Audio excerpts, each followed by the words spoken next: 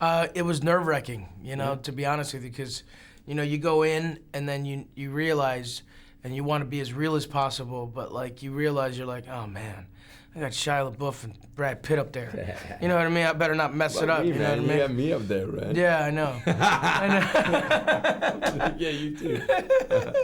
No, but I'm like, you know, those are like, they're worth hundreds of millions of dollars, dude. You know what I mean? I'm like, I don't want to get sued.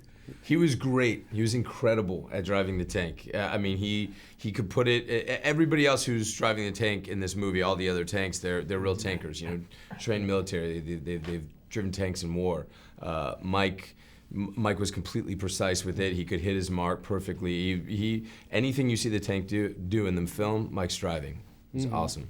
It was very difficult because I'm like, there's no steering wheel. You know what I mean? And you have to sometimes stand up and drive, so you're doing this, like standing up and doing, you know what I mean? And these guys are like, laugh, laugh, laugh, and I'm like, you know.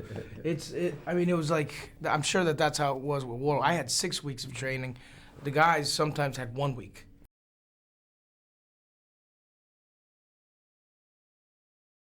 I think it was a big family, and we all had a special bond. I think with Shia and I, you know, it's a loader gunner relationship. They completely rely on each other, and they have to be completely in sync. Else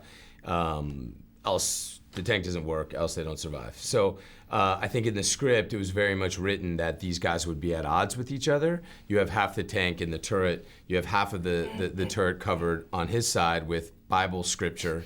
And then my side is filled with nudie pictures and women's underwear and empty liquor bottles.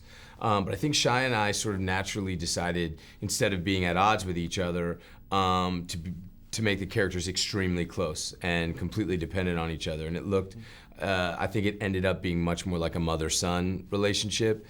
I think that my character felt that he didn't necessarily need to have a relationship with God because he had a relationship with Bible, who has this relationship with God. And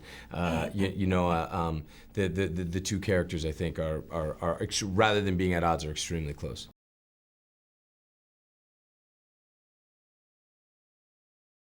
It was bad. I mean, I was overweight. I was fat, so I'm like, for me, I was like doing a pull-up with extra 30 pounds. I was like, oh man, this is gonna suck. But like, they literally, like at boot camp, for instance, like we were sleeping about 2 hours a night. I was, and when you have sleep deprivation and you have to, you know, work out like at 5 o'clock in the morning and then like 3 times a day, and then they give you tasks. Even though you're an actor, you're like, I give up. I'm like, whatever. And then you break down, and then your friends pick you up, and he's like, no, you got this. And everybody had that moment, and that's how we bonded.